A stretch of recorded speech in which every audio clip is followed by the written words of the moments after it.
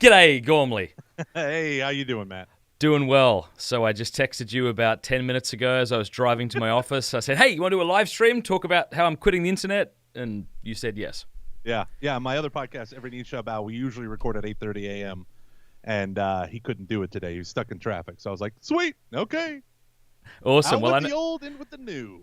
yeah, exactly. I know many people who watch the show are familiar with you, but in case they're not, tell us who you are. Tell us about your podcast. Yeah, I work full time at a Catholic parish. I now run adult faith formation and youth ministry. I'm back in the youth ministry game. Whoopsie.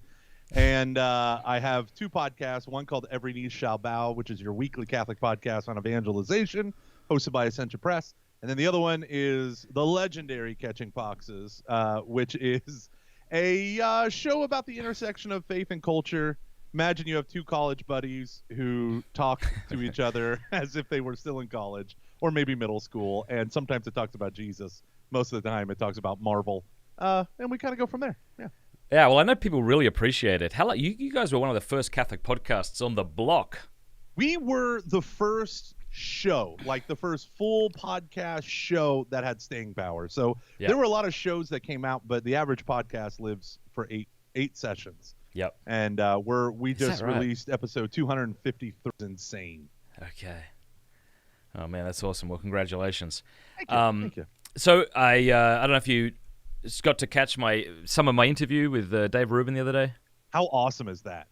How awesome is that? Little Maddie made good. Little Matty Fratty. Yeah, it was really kind of him, to come on such a little show. But yeah, I just think he's a cool dude. But it was interesting. You probably remember this. Like 3 years ago, I went off the internet for the first time in August, and I think we did a podcast on catching foxes. I didn't know at the time, but Dave Rubin does the exact same thing every August. How freaky is that? Yeah, that is freaky. But the best part about you going off was I had my patrons text me halfway through the month going, "Do you think Matt Frad knows about the Vegano letter?" And I'm like, "Of course he knows. It's not like it." And no, you didn't. You found out like a solid week later. That's right. That is funny that you say that. That just came back to me. That's right, because I remember being at church and priest was given a homily and he was talking about the chaos in the church and all that stuff. And I looked at Cameron and went, "What's going on?" Yeah. Yeah, and that brought you out of it. But let me ask you a question, right? Was your life better knowing about the chaos in the church? No. No, it was funny. I went offline and then it was like the second day the Pope made that statement about the death penalty. And I'm like, oh well. But it's good. It's good. Yeah. It's good for humility. The world doesn't need to know my opinion on everything, and I don't have many informed opinions about most things anyway, so it's a good thing. But so I was thinking what we could do is just kind of talk about this tech fast, talk about fasting from tech in general. I know you and Luke often talk about it. Yeah. Just kind of talk about what it's like and, I don't know, that kind of stuff. Yeah, Luke is an addict to every social media platform he ever touches. Immediately. Consistently, immediately. Like, first it was Facebook, then it was Twitter, and then it was Instagram, and then it was Twitter. And he used to do the trick where he would turn his screen black and white, right? You do the grayscale, all of a sudden, all the carefully engineered ways that they try to manipulate your lizard brain just no longer works. And so that would help him. Like, he would get a little fast in here and there. I realized that my problem was not time spent on it, but my problem was more obsession. I shouldn't say obsession because that sounds like a little bit dramatic. Yeah. I am a dramatic man. Preoccupation? Preoccupation, well played, with likes, retweets, comments when I got on Twitter. I thought Twitter was more my platform than Facebook. Facebook just deteriorated. It's like either a place where family members can see photos of my kids or time to scream and yell at each other and write long dissertations, and I was guilty of that more than anyone else. And then, but Twitter to me was like, oh, this is cool. These are short little conversations. No, and it has rapidly descended into a cesspool of awful. So yeah, I know what you mean about the preoccupation. Like, you'll say something, and then you want to know what people have said, and if you get like a negative comment, it kind of like sticks in you a little bit, and you're kind of thinking about it, and you're like, I don't want to waste my life thinking about negative comments that I received or how many retweets this thing got. And I would find that I would post something, and I'd be playing with my kids, and I'd wonder how it's doing, so I wasn't fully present with the people I should be fully present with. Yeah, you said something that really made me double think about, or take a double take, not double think, take a double take on all this stuff. Do you remember you were having a conversation with a friend of yours? I think was staying over at your house, or you're over at her house, and she was reading a book on her phone, and you were Yes. reading. And Emily Blaisdell. oh, is that who that was? Yeah. Oh, that's awesome. And she said, "What's the difference?" And you said, "Well, it's your phone is acting on you. I'm acting on my book." That was such a fascinating conversation. I'm such a big fan of Emily Blaisdell. If anybody is watching who loves Emily Blaisdell, go tell her I spoke about Emily Blaisdell. Yeah, we were sitting on the back deck. I think I was having a cigar and I was reading a book. And Emily would like keep picking up her phone and checking text messages, and it was pissing me off, you know. And I'm like, hey, can you not be with us? And I love her, so I wasn't saying it in an angry way. But she's like, and I wasn't really reading. I was just chatting and then looking down, reading a little bit, chatting. Yeah. And she said, well, like, what is the difference? And at first, superficially, it's like, well, I guess there is no difference. Like, you're reading stuff on your thing in your hand, and I'm reading stuff on my thing in my hand. But the more we spoke about it, because we knew that there was a difference, we couldn't figure out what it was. And just what you said, we came to this kind of epiphany. Okay, I'm acting on my book. Like, that is to say, if I want to engage with my book, it's 100% on me to do that. Whereas with the phone is acting on you. It's vibrating, it's binging, it's summoning you. It's summoning, it's drawing you into another world. And here's an analogy that I like to use. I think I shared this on your podcast the first time I went off the internet. So forgive me if you've heard this, but I was at my parents' house visiting. And we live in a very small country town in South Australia where not much happens. Well, this one particular day, for whatever reason, there was this massive police raid on a house just across the road a little bit from our house. And it was like an all-day affair. There were about 3 to 5 cop cars. There were police surrounding this man's building. I think it was illegal drugs and screaming, yelling, trying to, I don't know really what they were doing, but the point is, for that entire day, my family were like, walking past the door, looking to see what was happening, standing by the door, eating our cereal. If we had to go out, anything happened, nothing's happened yet. The point was that event preoccupied us for the entire day. And so analogously, our phone is like that. We spend the whole day looking through this window, if you want, at something exciting happening. Flashing lights, buzzes, noises, sirens almost. Yeah. That's a good way to put it, And so it's almost like, what did you do today? Well, I looked out the door at something else that was happening. And that's kind of what happens with your phone. It's like... And I think maybe the first step for people is just to acknowledge that this has control over them. Like, because I think there might be a knee-jerk reaction from some people, like, well, what do you want me to do? Like, go back to the dark ages? It's like just hold those off for a second and just first acknowledge that this might be a problem for you. What are some other ways that you've seen? Like, you talked about being preoccupied. What are some other ways you've seen technology? Yeah, my biggest thing. And I'm a techno nut. I love all this stuff. Right now I have 2 computers on my desk. I got 2 iPads on the floor over here. A buddy of mine walked in and took a picture of me one day at work because I had my work computer, my laptop, and my iPad all spread out. Like, I love this stuff. Yeah. But this is what I realized, right? Like, we take the shape of the tools that we use.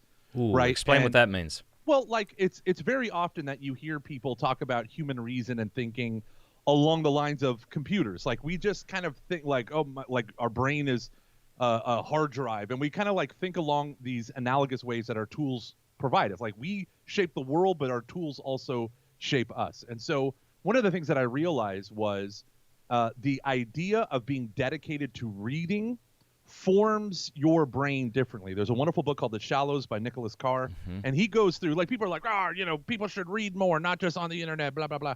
Well, he actually goes through the neural science behind stuff that you're familiar with your pornography stuff, the neuroplasticity of the brain and how it changes and forms and all these grooves. The idea of the human brain adapting to visual stimulus is actually deformative to our brain from reading words on a page.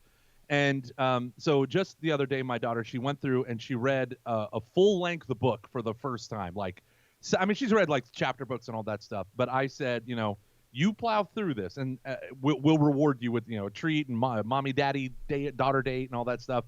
And about halfway through, she's like, can I just get the audiobook? And I'm like, no, you have to develop the disciplines of long reading. So the other stuff that the technology does when it warps our minds is it breaks our ability to concentrate for long times.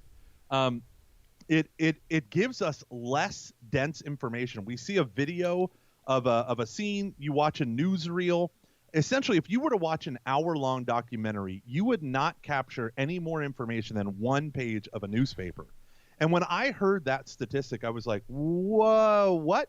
So 10 minutes of reading a newspaper is the equivalent of an hour, documentary on Tiger King or whatever, right? Like that's dramatic. And we recall less information when we watch it that way. So I'm a big reader. I've always been a big reader. I'm a big audiobook listener too as well. But the move towards this constant visual stimulus in bite-sized chunks is radically deformative of our ability to concentrate, focus. It's the reason why the Silicon Valley people call it the attention economy. They are selling your attention. They're gathering your information, then they're selling your attention. That's why they print advertising in the back of your hotel key for a local pizza delivery place, because they want every inch of eyeball space, attention space, to be drawn in. I forget. To that point, I remember somebody saying, like, why don't you pay for Instagram? And they said, because you're the product. Yeah. To explain, that kind of goes with what you're saying. Yeah, so whenever you don't pay for an online platform, what they're trying to do is generate, number one, enough data on the users that they can sell to advertisers. And number two, they want to lock you in as much as possible into the product. So Facebook is not competing with just other social networks. Facebook sees itself as competing with cable television, with, your radio, right? Facebook, everyone is competing for your eyeballs. So there's different metrics that the industries use in order to gauge like the value of a company. And a part of that is, total monthly users and total daily interactions with the product. And so if Facebook can convince you, or Instagram can convince you, or Twitter, to linger on their page for just seconds longer, they can pull thousands of dollars away from the advertisers to sell you.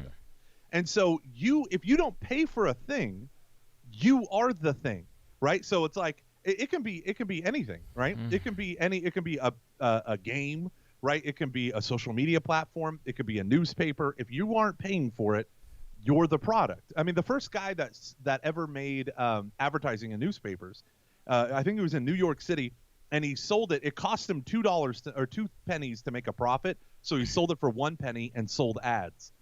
And people went nuts for it, right? Like, oh, I only had to pay 1 penny. I mean, he was practically giving it away. He was selling it at a loss because the money was made in the revenue, and it just blossomed. It became the fastest selling newspaper in the United States because it's cheaper. Everyone can have access to it, but you're the product. Now, when they can do data mining and understand who you are, and your 17-year-old daughter is getting pregnancy tests sent to her house, or coupons for pregnancy tests sent to her house because she was doing a search on one website that carried over into 3 others. Like they know all the way who you are. Wow. Yeah, this is fascinating. Yeah. So what I'd like to do is kind of talk about just this coming month and what I'm doing to prepare for it, and those sorts of things. Honestly, a lot of this is just me trying to kind of like come to grips with what's about to happen. It's more this is me on the couch a little bit, you and me talking, just to kind of come to grips with this. So how does that make you feel? Yeah, anxious. I actually feel really, really anxious. Like, let me use the most extreme, over-the-top, really dramatic analogy I can. Oh, good. So it's like talking to Luke. Go on. It is. Yeah, I'm a little like Luke in that sense. It feels... here you go. It couldn't be any more dramatic. You'll laugh when I say it. It kind of feels like dying. Or maybe a divorce, right? Like there's one massive aspect of. Now, here's why it's more like dying, right? Okay. If I was, and again, I've never died, so I can't really compare it. But I imagine Fair if enough. I was like laying in a hospital bed and knew that I was coming to an end, I might be cognizant of the fact that like all of these relationships will be over. Like I'll be unaware of what's going on, and it's kind of like that. That's what it's going to feel like, because there's going to be a month. I'm going to be off the internet from the 1st to the, how many days are in August? I don't know, the end of August. And I'm trying to figure out 30 days, September, April, June, and 31. So, 31 days off the internet. I'm going to have a vacation responder on my email that'll essentially say, if this is about work, contact my assistant. And then I won't know, like, right? I won't know what's happening. And that's difficult. It feels weird because you have this daily routine and the internet's baked in, whether that be with podcasting, which, I'm deleting all of the apps on my phone. So I'm just going to have my text messages, phone calls, Delta app, because I got to fly somewhere, maps. That's it. And then I have my wife block the app store and set up a password, and that way I just can't access it. So that's how I'm doing that. And I'm beginning this August with an 8-day silent retreat.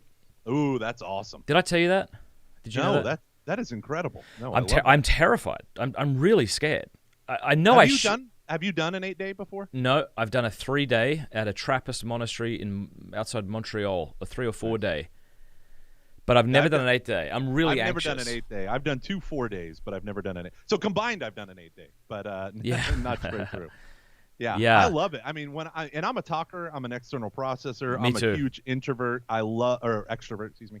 I love being with people, all that stuff. And when I did it, I had that background noise constantly bouncing around my head for about the straight 24 hours of silence. And then about halfway through the second day, that it dimmed to the point of control, right? Like the noise went away and I could shut it out when it came time for mental prayer.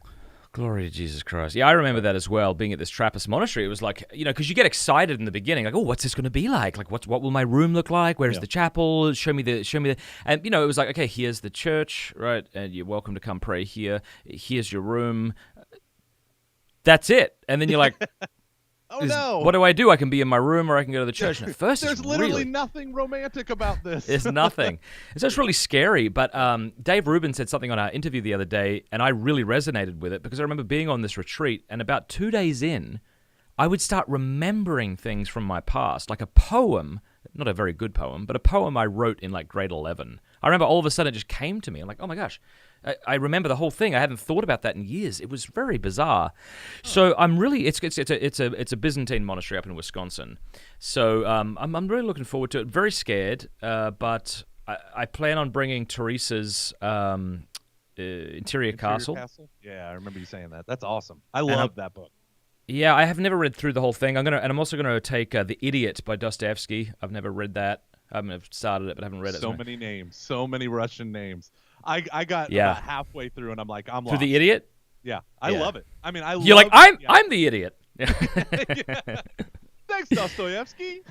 Yeah. I get it now. It was How sort do you of hold like an idiot in suspense. You get him to read that book. It was a counterpart, or it was like the inverse of Raskolnikov in Crime and Punishment, right? So he wanted to kind of create a figure, that. So anyway, I'm looking forward to it. So, but yeah, as I say, really anxious. Gosh, it's embarrassing how anxious I am about this. Well, it's funny that you say that because I had 2 Twitter accounts. One I've had for 8 years, and the other one I've had for probably both about 8 years. And it's really funny because I put a notice. I feel like I'm telling all my friends, I'm putting my affairs in order, going with your death analogy. That's what I'm saying. Yeah, I put a notice out that says in a week, it's not you, it's me. I'm killing this platform. I'm going away from it forever. And this was about a month and a half ago. I killed both of my Twitter accounts. And so tell us about that. Well, I was thinking I would feel relief, and I did feel a ton of anxiety. Because I was like, I'm not going to be able to interact with fans, interact with this, that. But one of the things that I realized is I need to be with Patreon patron supporters more than I need to be with random Twitter people who yell at me because they take everything out of context. And my other thing was 10 years from now, I don't know what the political landscape is going to be like. I don't want to lose my job because of some hot take I did after 4.5 seconds of unreflected rage and just type. I don't want to have that. I don't want to have that, that whole background of baggage that is literally just a cesspool of hot takes. And that's describing my own Twitter feed. And I'm thinking a lot of people would describe it that way. But so one of the funny things and this was totally a joke, but a bit therapeutic. Like when people quit smoking, they got to get some sort of like compensative behavior to take their mind off it. So I started a note in my iPhone, and every time I felt like I really needed to tweet something, I just wrote it down. That's cool. Hopefully it's gonna, if it's funny enough, it'll be a bit on Catching Foxes. But it's like, you just go through them. Yeah, so funny YouTube quote. So it was weird because I did feel like, okay, I'm missing out. I got a buddy who rarely gets on Twitter, but he'll send me links and I'll pop onto it, just read the one tweet, delete, and I'm not linked to anything. And I reread Cal Newport's Digital Minimalism. And are you familiar with that book at all? Yeah, so he wrote a book called Deep Work that was New York Times bestseller, amazing book. We did a couple of shows on Catching Foxes. Dave Van Vickle, who does the Every Knee Shall Bow, he also, like, you need to devote blocks of time of uninterruptible deep work. Your brain has to take time to ease into it, develop the flow, come out of it. And he said, but, people who engineered Facebook, they're not on Facebook all day. They can't. Doing high-level algorithms and coding, you can't do that. In order to do deep work, you can't be doing this stuff. And then so he followed it up with digital minimalism. And he talks about people who go on fasts and sabbaticals. But he's like, if you really want to be free of the depression, anxiety, lust, all that stuff that it creates, you have to be a minimalist with your technology. You can't just pop on, indulge for 9 months, pop off. So his approach is like radical declutter your digital lifestyle. So I pulled out my phone that day. It was the day before I deleted my Twitter accounts, and I deleted every social media app off my phone. Yeah. Marco Polo, that I only use to communicate with friends of mine. Nope, I'm done. Delete. If people need me, they'll find a way. They'll find a way. They can text me. And so I deleted all of that, and I'm talking to my buddy Thomas Yeager on the phone, and my wife overhears me, and I'm going through all the stuff that Facebook is a very corrupt and evil company, and intentionally designed in a lot of ways to do this. And so one of the things that I'm saying this to my wife, and she pulls up Facebook, and I don't even realize this, and she spends 30 minutes as I'm talking to my buddy, and she deletes hundreds of people out of her friends list. Wow. And because I was telling her, digital minimalism, I use Facebook to keep in touch with my friends and family. Yet I have 1,500 people that I am friends with. Yeah. Okay, that's gotten out of the mission. I'm going to delete all these people, and I'm just going to focus on my close friends and my family. Yeah. And guess what? 90% of that anxiety goes away. But here's something I think people need to be aware of if they want to go down this road, either taking a Sabbath once a week from this stuff, if we can use that term like that, or deleting their apps. We expect, we hear a talk like this, right? We read a book like The Shallows, and then we have this grand resolution, and we expect from that the same instant gratification that we get from looking at our phone, right? So, so I just have to throw my phone away, and then I'm going to have this experience. But that's actually not what happens right away. No. You have so withdrawal. It's really difficult. So you look for the same instant gratification from quitting Twitter than you got from using Twitter, and it doesn't work like that. That is a great insight. You don't have release; you have withdrawal symptoms. Yeah, it gets worse. It gets worse. Yeah. Yeah, and I would say there was probably 2 full weeks of me wanting to go on and not. It's really impressive that you did that. Do you expect that you'll go back on, or are you like, no, I'm done? No, because it's not a value add to my career. What was it like quitting Twitter? I mean, how easy is it to delete a Twitter account? I imagine most people have never done that, which is weird to say. So the first step for me on both Facebook and Twitter was to put my privacy settings. I did this about 6 months ago, 3 months ago, something like that, on the most strict privacy settings. I would encourage everyone to do that. You don't need a following. It's a lie. You don't need it. So kill all your privacy, or increase all your privacy settings to the maximum. Then the next step is, you can just go into settings, and then you hit account, and then you just hit disable my account, and after 30 days it deletes. They used to have a delete button. From what I can tell, I couldn't find a delete button, but it said if you deactivate it after 30 days, they'll delete it. And so I'm sure because most people will go back. The dog returns to his vomit. Yeah, that's exactly right. Well, I still don't run my own social media. It looks like I do, and people you have might. A great team, man. You have a great team. Yeah, I'm really good at delegating. Yeah. I'm not good at a lot of things, but I'm super good at delegating.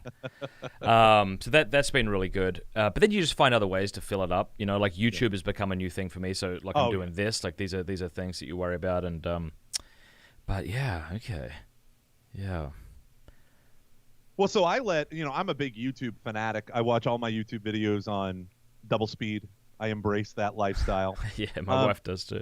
Yeah, but my thing is, if I'm going to turn to media, it's going to be audiobooks, podcasts, or books. And so I'm able to read through and consume a lot more books than I ever have when even though I wasn't on social media all that much. I was not sitting down to the discipline of reading is super formative in and of itself. Yeah. And so by my ability to carve out that time, it's enough for me. It's enough for me. And it's funny that you asked me to do this today. This is why I was so excited to do it. So we're starting. We homeschool our kids. We have 4 kids, and we decided, for the sake of our kids and some of some mental health issues and stuff like that, for the sake of anxiety and regularity, we're starting school next week. Yeah, my wife is too with my kids. That's Nice. funny. Yeah. Yeah, we just need the rule of life, right? Yes. We need regular schedule. Yes. And yes. my kids hate it, but they love it. They function the best when we have it. So I have here in my office, I have a TV, and I used to have an Xbox right there, Nice. Xbox One. I bought it with the best laid plans of me, playing some games here and there. Well, I rarely ever do it, but my kids obsess. And it reminds me of me playing Nintendo for 8 hours, my parents not caring. Yep. And I care. I care about this thing. I care about my kids being me. I am a fat old man. I do not want my kids to live a life where they are letting their lack of physical activity dominate them. So when we take away screens, they complain for about 30 minutes, withdrawal. And then they're so, oh my God, I'm so bored, Daddy, I'm so bored. And then they find something. They go upstairs. That's so true. Did you get rid of your Xbox then? So last night, I had a family dinner with my kids. Uh-huh. And they pick up on our social media obsessions and deals. Of course. And one of my kids used a friend's phone. She's playing on a friend's phone. And she went on YouTube and left a goofy, weird message that she shouldn't have done on that person's account to the public, to the whole world. Oh. And, God bless her. She was being funny, but it was way over the line. And I'm like, well, this is her watching me get on YouTube all the time. And this is her watching mommy be on Facebook on her phone and Instagram or whatever. And so I just called a family meeting at dinner, and I just said, all screens, all television watching, everything is done. We are never doing it again. And I said, and if we do it, it'll only be special and rare occasions. That's good. We've started that too, Gormley. We do Frad Family Movie Night once a week, but we're pretty we do too. Strict on you have Frad Family Movie Night? That's awesome. Yeah, that's what we call it. Yeah, we only watch videos of you interviewing Dave Rubin. They're like, please, not again. He's only done one.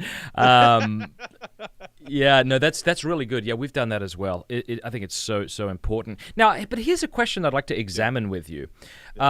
Let me play devil's advocate as far as like why video games could be a good thing, and maybe let's see.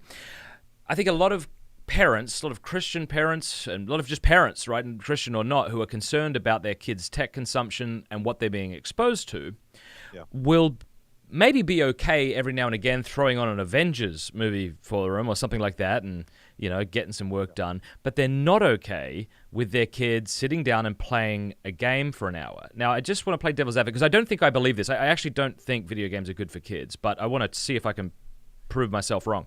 I mean, if I ask my child, hey, you get to play Zelda. Like, there's this beautiful world, right? You're not going to be exposed to anything that's gross. It's you're interacting with it, so it's not merely acting upon you, but you're engaged in this sophisticated storyline, this puzzle solving. You have to have a good memory. It kind of taps into that desire for adventure. How is that not better than sitting them down in front of Thor? Now, of course, the answer might be, well, it might be better, but it doesn't mean it's good. But what would you say? Yeah. Well, I don't think video games are intrinsically evil. I think they can be a lot of fun, and it can be a good form of entertainment. Absolutely. I'm not here to demonize this stuff.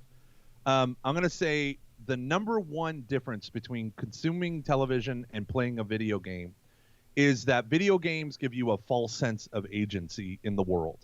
Why do little kids who are 2 and 3 gravitate to those VTech toddler standing tables where you mash the plastic keyboard and it plays lights come on and it plays a little music and you turn a little knob? We think it's they're building their motor skills, but you take it away and those kids, 1 year old, 2 years old, they don't even know how to stand and they're supporting their weight on this thing. You take it away, they will scream and yell. It is a sense of agency, but it's not real agency.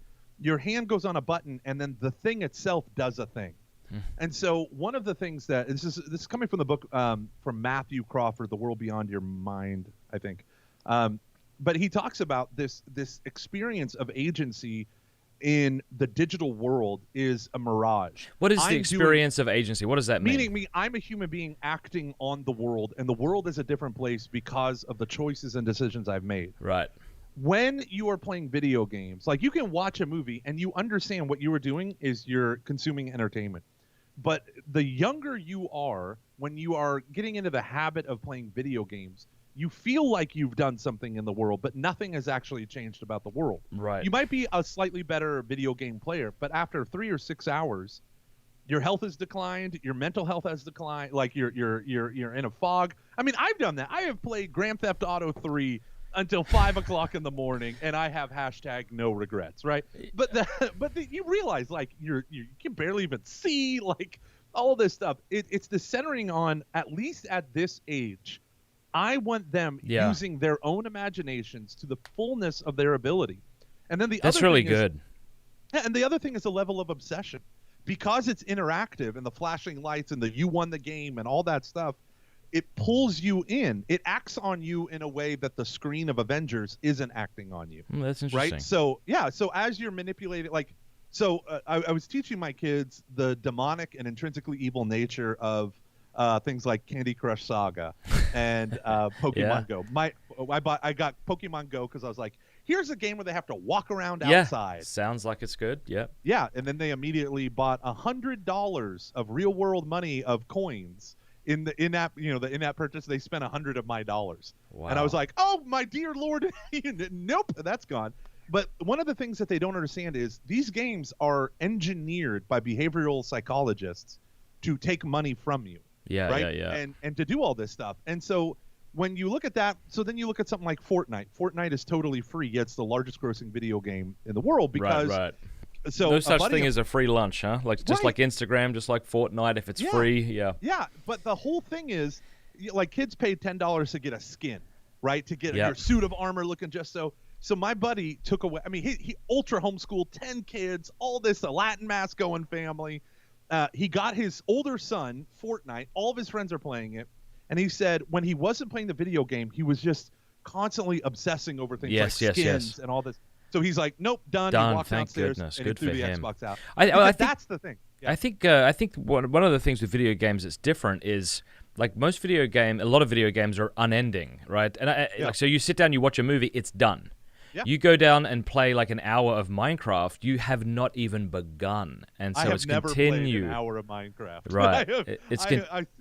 It's continuing to pull you in. Yeah. So yeah, for that reason, I think we gotta help our kids stay away from it. Like, it would be like, okay, maybe this is a bad analogy, but like, obviously you wouldn't give alcohol to your kids. Now, one of the reasons you don't give alcohol to your kids is because it would harm them because of their age and their brain development. I totally get that. But even if that weren't the case, like, you wouldn't want them engaging with a substance that sort of that works in a way so that they don't have to process their own kind of emotions, right? Yeah. Like, if you become a well-functioning adult who's basically well-rounded, then alcohol might be an appropriate thing to partake of in moderation. But certainly as you're growing, you want to be able to process your own feelings and self-regulate, right? And so you don't want to give your kids these sort of stimuli like video games and television, and because that just, I completely agree. I think we just all have to go old school. And we have to as well. And you're exactly right what you said earlier. Like, our kids look at us and they see us obsessing on our phones. It's not okay. I actually get upset with my wife when she's on her phone in front of the kids. I'm like, be a responsible adult and do it while you poop. Like, don't do that in front of the children. You know what I mean? Because it's, don't even, the thing is, you don't even know you're doing it. Right? You don't even know that you've picked up your phone 300 times in a single day. You don't even know that you're constantly checking if that one sick comment you put on Twitter has, picked up a lot of retweets. You don't even notice it, and that's the insidious nature of it. Whereas if I'm going to do woodworking, I notice everything I do with woodworking, right? When I stop woodworking, there's something different about the world. Something physical has occurred. And the other problem about the digital space is we evolved in an environment built for the physical world.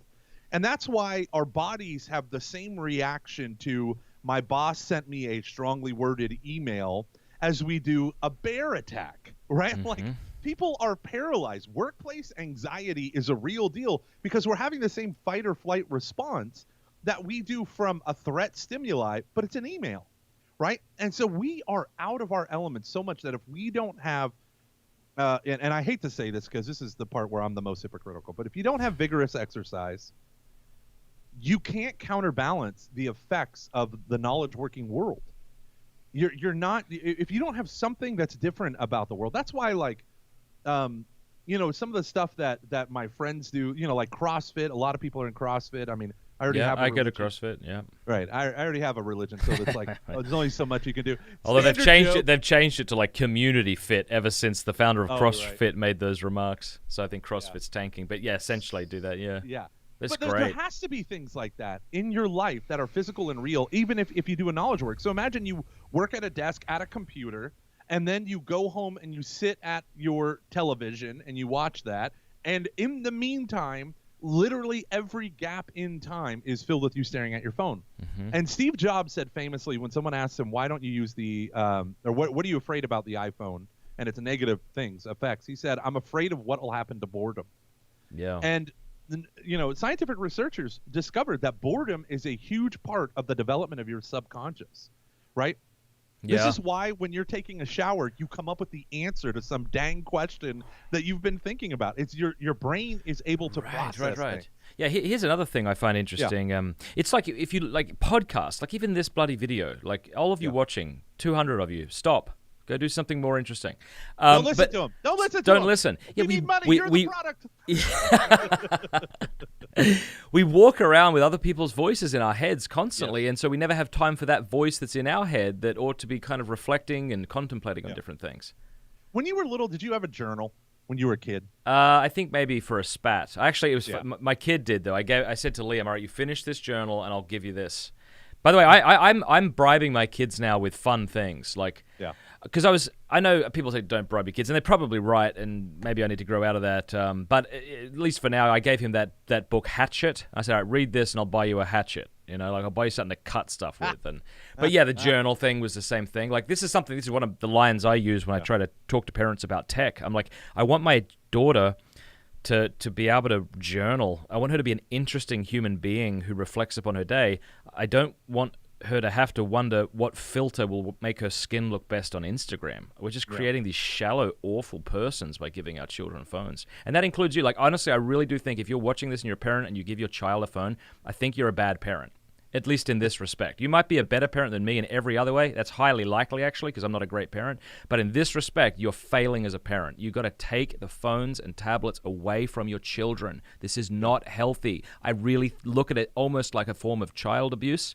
And I definitely think it's a matter of neglect if you're giving your children access to computers and phones and without locking them down. This is just absolutely atrocious. Now, I don't think many of us are culpable. Well, that's not true. I think a lot of us are culpable, but I think I can see why it's possible that parents aren't culpable for this because they're just doing what everybody in their neighborhood, everybody in their social circles do. But we as Christians better look bloody different to everybody on our street. And I think this is one of the ways we can look different. That's the thing about the Amish, right? The Amish don't have no technology, right? They have not rejected all technology. The question is, every new piece of technology they discern as a community, will this disrupt our community? So they'll have, I mean, there are plenty of Amish communities that have telephones and electricity, but it's usually one telephone booth in an office that is open from 9 to 5. And you can go and call your relatives and then leave, and then it doesn't hinder communication within the community. And I started thinking about that because it's talked about in digital minimalism, but I started talking about it from this thinking about it from this perspective of what am I letting in? What is the effects that it has? How can they be good, and do the benefits outweigh the negatives? Yeah. And you let your kids watch TV and then go and play video games, which I do. So I'm the bad parent. I'm owning it. I notice, 1, they eat more. 2, they exercise less. That's 3, right, they have less imaginations. 4, that's so true. They don't desire to read. You know, like I want my home to be like Huck Finn and you know, like I want my kids to go out and do stuff in the world. But video games act on them. There's a reason why toddlers can play an iPad from day one. It's designed that way. So you just got to be careful. You have to think of it like a drug. It's a stimulating effect Right. that works their brain and shapes their mood. Here's what I'd like to do for the rest of this, Gomer, because I think you've probably got about 20 minutes left and you've got to go. Yeah. Huh? So what I'd like to do is maybe just kind of talk about and make this about me. I want to talk about the rules for this internet fast so we can get very specific. And then we'll take some questions of people who are watching the live stream maybe for the last 10 minutes. Sound good? Awesome. I'm down. All right, so here's what I'm thinking. So it's on Friday when I wrap up my work. I'm going to give my computer, I have like a PC that I use for some things, and I have a Mac here. I'm going to take them to a friend's house who I trust, and I'm going to tell this person not to give it to me until September 1st. All right, so that takes care of that, okay? I got to set up a vacation responder on Gmail. I've got a dialogue with the people who work with me. You know, I think somebody said who worked with Gandhi, they said if only people knew how much it costs to keep him poor. And it's something similar here. Like when I go offline, my life becomes simpler, but everybody's life around me becomes more complicated. You know, so I've got my assistant who can no longer Marco Polo me. I'm running this big apologetics conference in October, which you're speaking at. Thank you. That's going on, and people are like, "Oh wait, you're going off? We've just started planning this." I'm like, "I know, but I can't do that anymore." Like. All right. I'm writing a book with Jason Everett on pornography. Yesterday he's like, "Oh, you're going off?" I'm like, "Yeah." He's like, "Okay, but could I email you the manuscript?" I'm like, "No. You have to post it to me." Which is, I feel so bad saying that, but if you open the door a little bit, like, yeah, okay, I guess I could do that. You know, the whole thing will come collapsing in, and so you've got to be you have to set these bloody strict boundaries with people you love, and you're like, I get it, I totally know that I'm coming off as the talent here, but this is what I have to do. So I'm going to do that, and I'm going to take this phone and I'm going to delete everything except, music. I love lo-fi beats. I'm listening to this one by Chilled Cow. Are you familiar? No, not even a little bit. It's just like, can you hear that? Barely. Yeah. Well, it's just everybody, I think, watching this is probably, many people are familiar with it. It's very just kind of like lo-fi, like jazz, hip-hop, no words, but it's just so calming. You know what I'm saying? Yeah. Oh, yeah. So I'll keep that, but I'm going to delete everything else, and so I'm basically going to have no access to the internet. Now, I'm going to allow myself, if my children want to watch a movie, I'll watch that with them. That's pretty much it, but I would love it. I don't know if you have questions that could help me kind of figure out this, because this is a scary thing, and maybe there's a door I'm leaving open. Is there anything... Well, so... Now, for you, in the previous one, you even gave up your smartphone. Are you giving up your smartphone? Yeah, that's a good question. No, I'm not going to give up my smartphone. Last time I gave up my smartphone, bought a dumb phone. I don't think I need to do that this time. So this might be less, right? This is less intense than last time. But I kind of would like to have maps.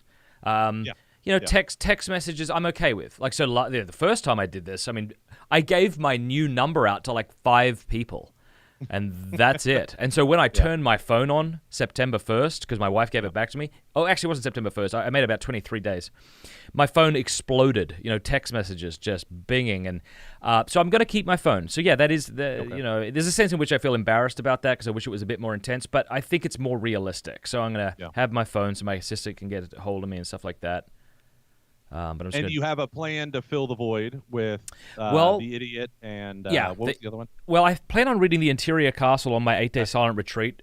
Teresa of Avila has 7 mansions, so I'm thinking like I could read 1 a day. So I think I might be able to get through that.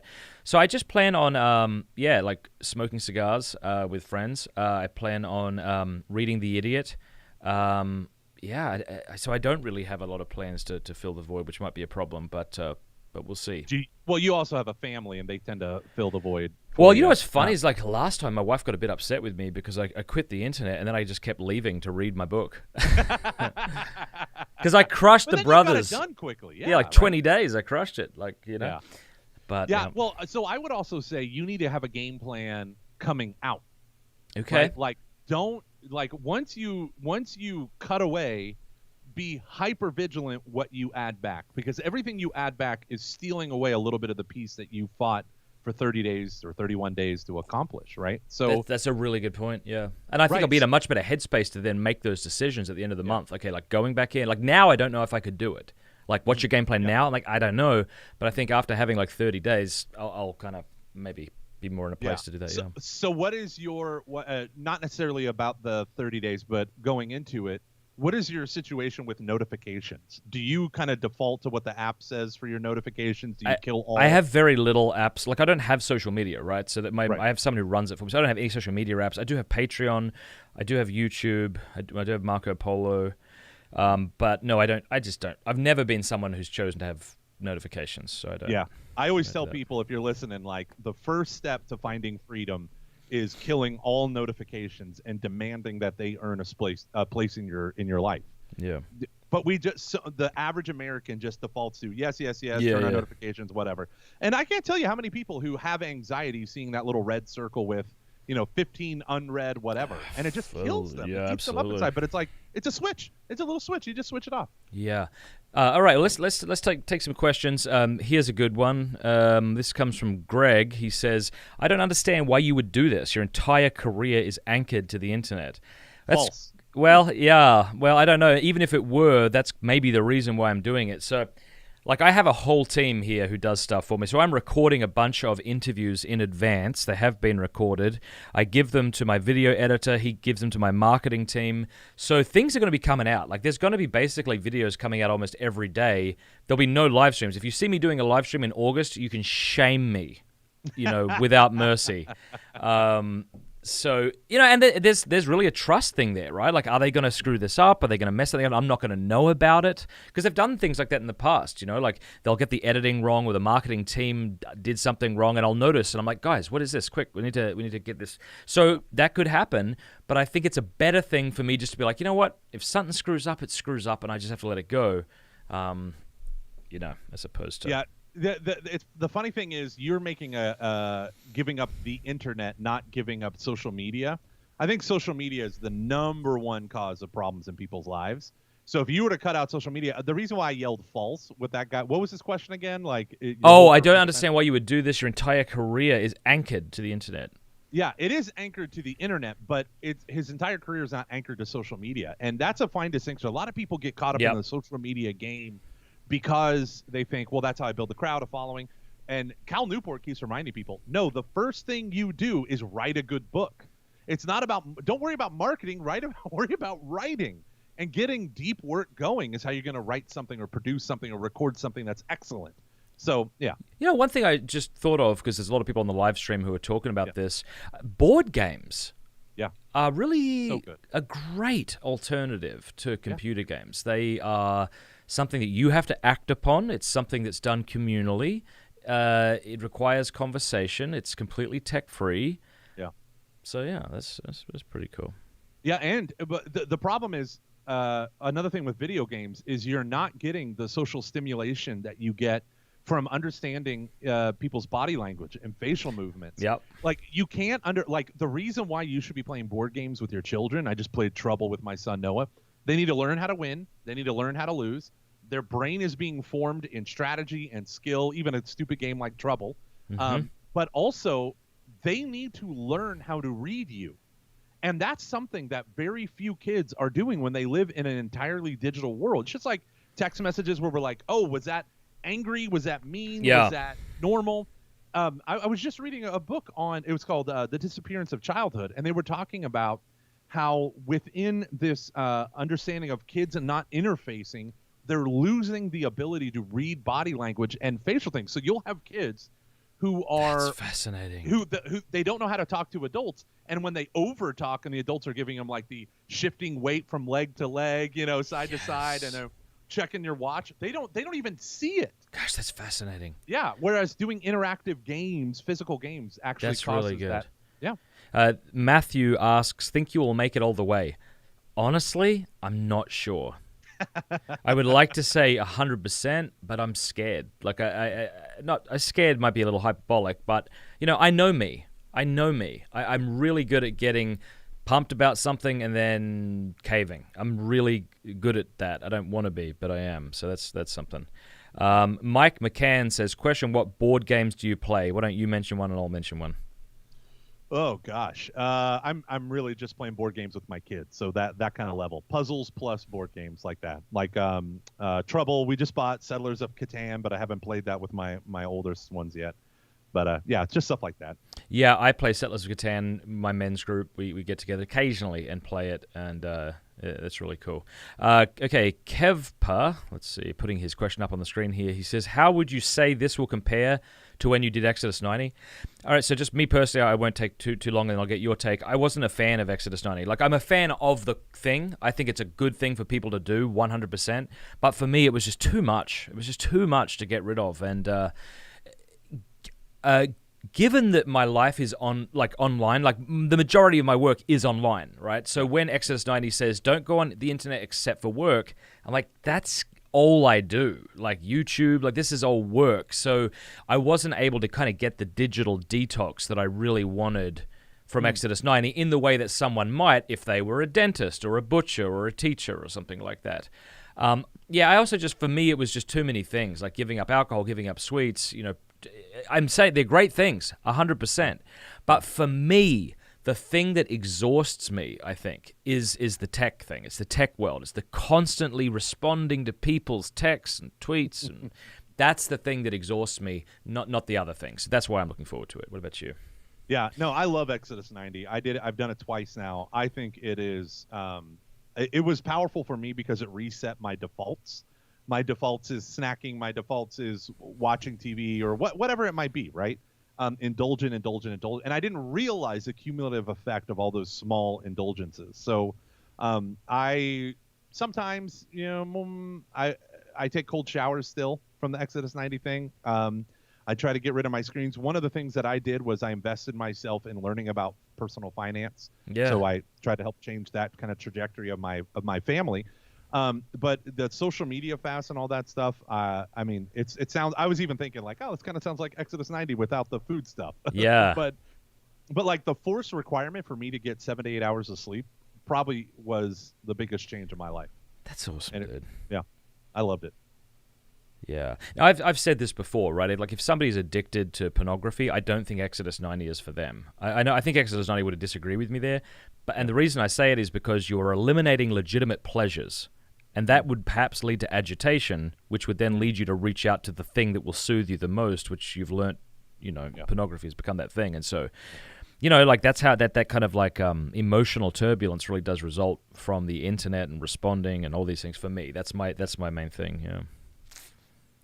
Yeah, okay, let's see. Sandra says, Matt, listen to classical music. I can stay off forever as long as I have classical music when I start to experience withdrawal. All right, so let me say a word about this.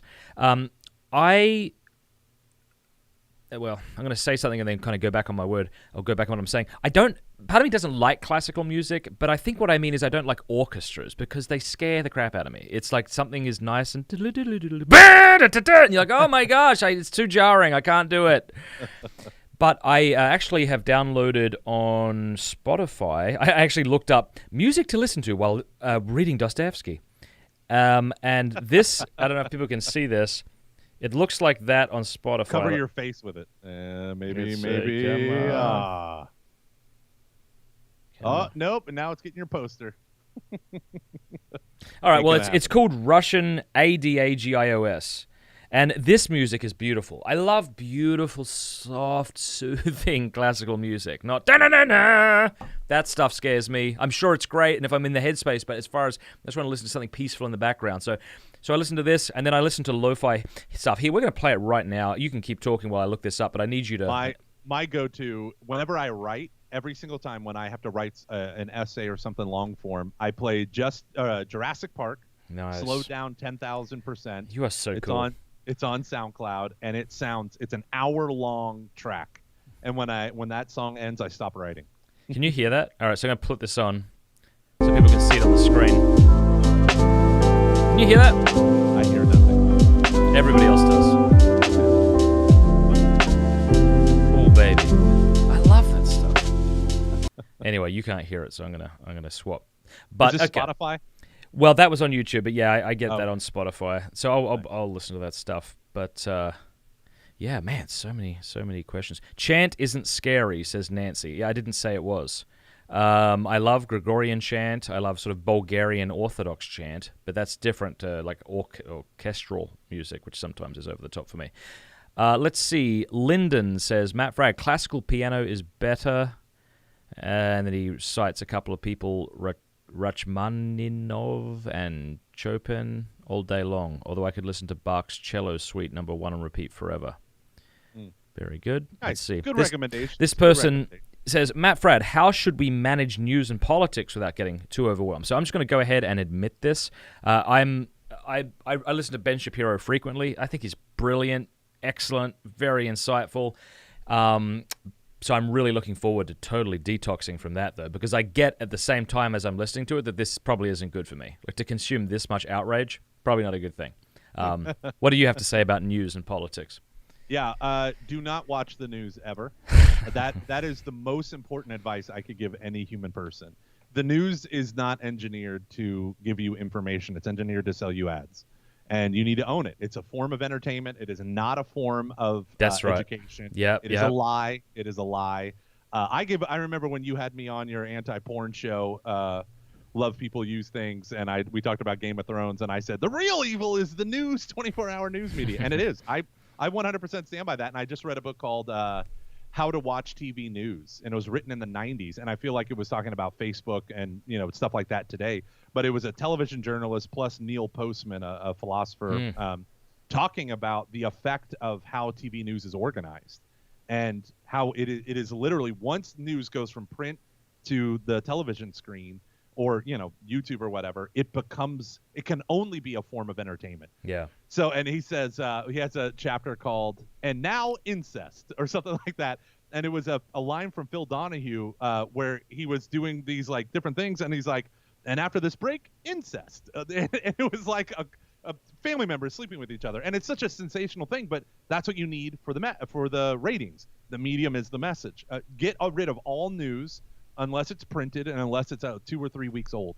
Yeah. You will end all anxiety. You will actually know more about your neighbors than you do about people on the other side of the world, which matters more. Yeah. You will, you won't be anxious and powerless.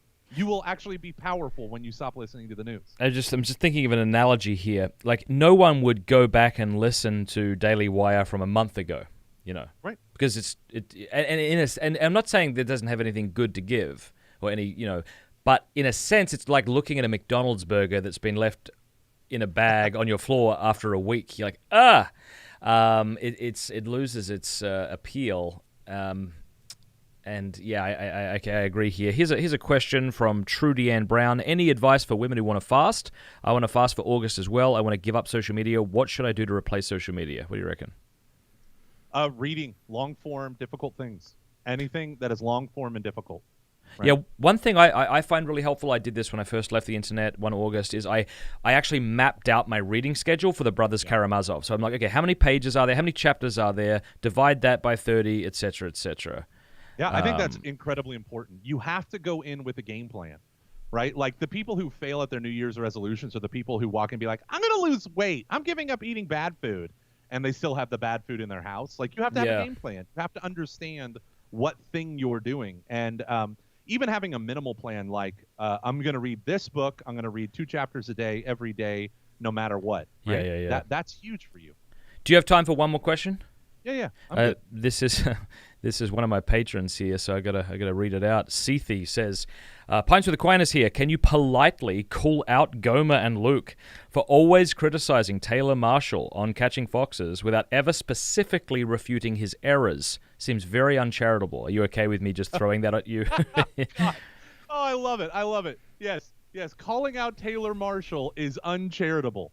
Yes, there you go. Okay, so... Well, I think, to be fair, because I think you probably have a thoughtful response, I think what they're saying is to call him out without refuting his errors. I think that's what they're saying, so go for it. Me and Luke constantly say, like, with Church Militant and with Taylor Marshall, part of the reason why we're so angry with them is we agree with, like, 95% of what they say. Like, I'm a Thomist. I love the Latin Mass. I love all this stuff. I want more chant. I want more of this stuff. Right? I don't like the SSPX. I don't think I think they do sometimes act like hardcore Protestants with a Catholic coding. And to celebrate them bothers me. But I don't have a problem, right? Like with the content. I don't have a problem with what they say. And this has always been our thing. It's like you're not the magisterium because you have a big following. Right? There's almost no humility that comes out of what they say. And when they get challenged on the lack of humility, they say the same answer every single time. It's called tough love.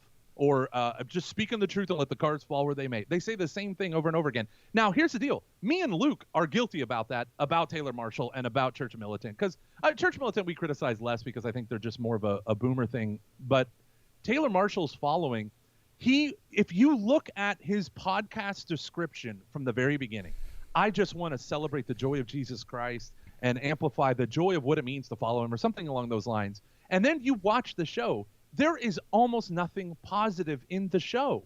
St. Anthony of Padua preached over 200 sermons to the heretics in northern Italy. And we have a collection of those sermons. 2 are negative condemning of those sermons, and the rest of over 200 are giving the glories of the Catholic faith. That is my problem with Taylor Marshall. And when you feast on it, it's not that you can't even do that every so often. We got our biggest followers around criticizing the bishops around the sex abuse scandal. I even have a jingle about the sex abuse scandal. That is my phone's ringtone to this day. But if I ring it, will it go off? Will it? It probably should. It probably should. So my whole problem with him is not that I disagree. So the error is the uncharitableness. In my opinion, I think it's horrible. And when you build negative emotions, I'm holding my phone speaker. All right, hang on. Are you calling me? I'll call you. Okay. Give me 1 sec. Yeah, I don't know if it happens. I really do. And so many people feast on it, and they're the most negative people who feast on it often. Now, you might not. You might be able to dip into it, and because you're reading other things, it counterbalances it. But a lot of people, all they do is they get it, they click forward, and they blast it out, and it's just rage upon rage.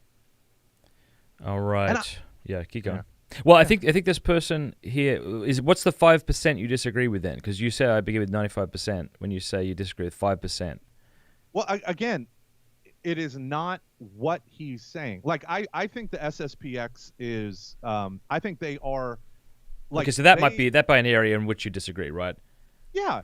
Like, I think the Latin Mass is wonderful. I'm appalled at the... Oh, here we go.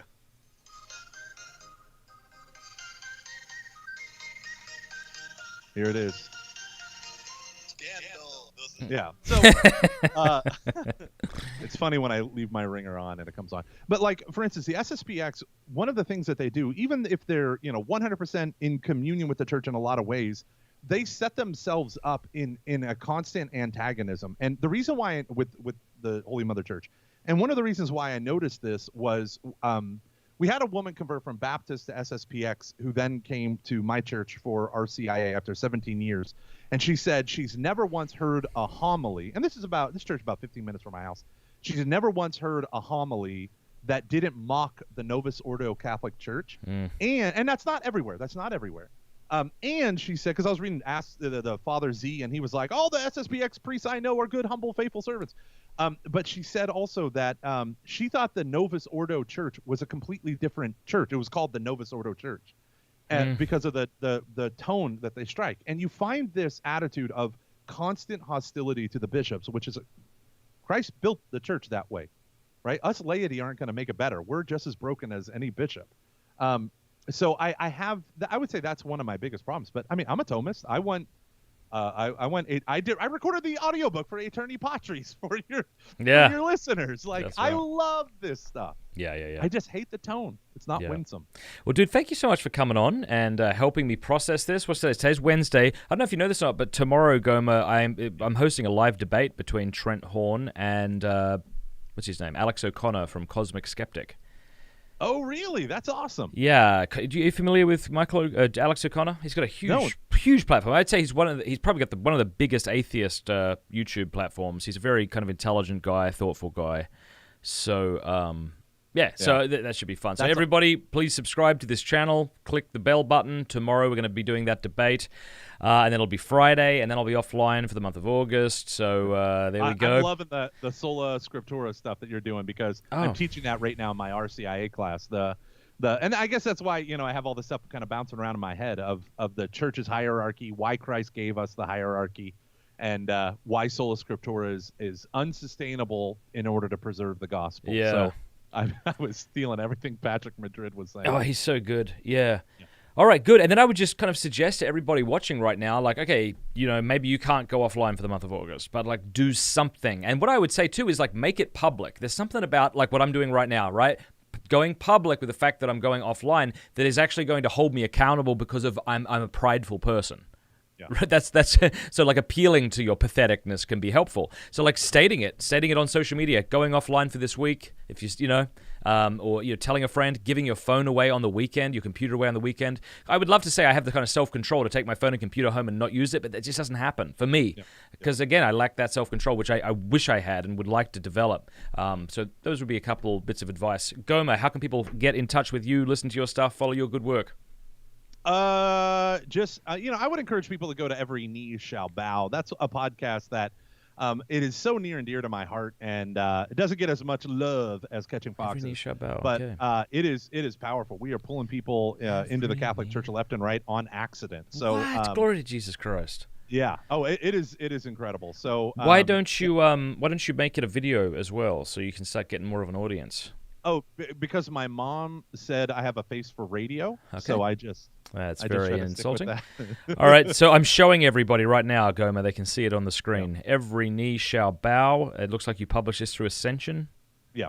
You can go to Ascension's media page, or you can go to any podcast player of choice and find it there. Me and Dave Van Vickle, we both work for the Catholic Church and have been, evangelists our whole lives, and so This is a huge function of what we do. So we just want to train other Catholics on how to do it. We're about to launch a series on teaching priests to how to be evangelists. Beautiful.